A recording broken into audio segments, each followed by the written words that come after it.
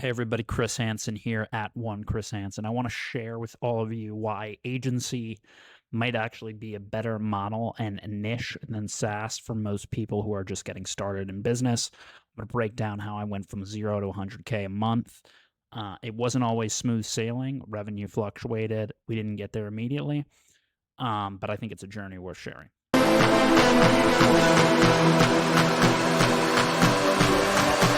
There's no place I'd ever been. Feel myself with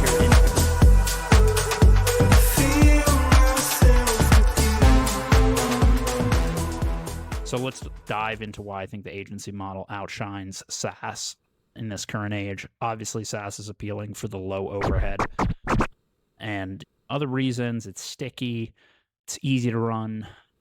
So I totally get that. And I get why with no code and low code, it's exciting to people. But the reality is, if you're trying to start a business and become an entrepreneur, it's one of the hardest models you can do. In contrast, starting an agency allows you to leverage your existing skills to build on them and to gradually establish a brand over time. It offers a practical growth steps to revenue. So let me break down first how my journey unfolded and then how you could do a similar thing.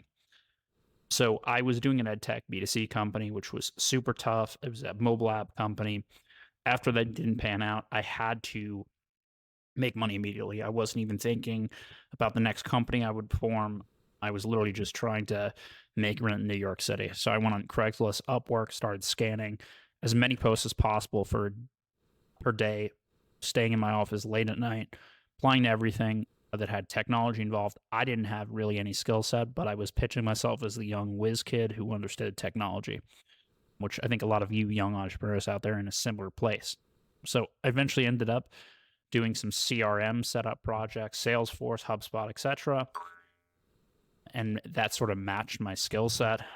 Over time, I was able to make and land projects that were 5 or 10K and didn't require so much work. It was just because that owner really needed help. And so matching that skill set, I began to carve out a niche for myself in this IT consulting space. And over time, this sort of led to other projects, different referrals, and I spoke the language better and I was able to close more clients. It wasn't overnight, 20 million clients in the sales funnel, discovery calls. Took maybe a year. Figured out how to really get clients through referrals and ask for it on my own. And we were doing maybe 15 to 20K per month, some months more, some months less for several years, but it was really up and down until I found a niche, and that niche ended up being email marketing for startups. It just happened to work. It wasn't very well utilized back then in 2017, 2018. I did it with my previous company, basically reaching out to teachers, just automated, no type of copywriting or crazy thing. But I was able to systematize it. I put it into a sales deck. And then over time, I trained other people on it, hired employees, got past the contractor level into an actual office. And then we really started hitting 40, 50K, 60K months.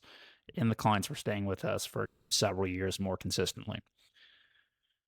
So again, that leap didn't happen overnight. It requires consistent effort, learning, building trust with clients. A lot of people don't have the patience for that, or they just want an easier out. But it is scalable, and it does lead to a steady increase in monthly revenue as you expand your team step by step. So really, you need to focus on those freelance clients if it's something that you're currently doing, understanding their business, speaking their language, generally solving their problems. Not thinking too much about the niche or do I have some crazy thing that's competitive with everybody else, but just going with your gut and working on it over time.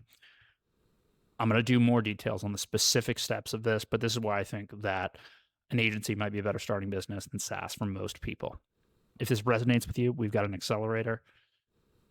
It's at theonenetwork.app/join. It's totally free right now. You're going to get mentorship daily from one of the guests on our podcast, venture-backed, super successful entrepreneurs in your niche, mastermind group weekly. We're basically going to incubate your business, eventually invest in it, and try to get a percentage of it, but basically build you up as an entrepreneur and really help you start. We're taking people who have no experience, who don't even have companies yet, We got about 10 people in it right now. And literally, if you join, you're going to be surprised with the kind of value that you get from this. It's not like anything else out there right now in the core space. Thanks, and join the Discord for free content. So I've been paying attention to space, and I've noticed like a little bit of a trend with the long hair. And do you think that plays a role in the success of fintech companies?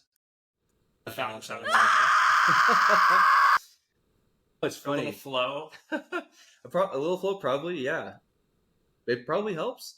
Then again, now that I'm thinking about it, all the people who I know who are founding or co-founding fintech companies, of all the guys who I know who are doing that, I can't think of anybody who has long hair.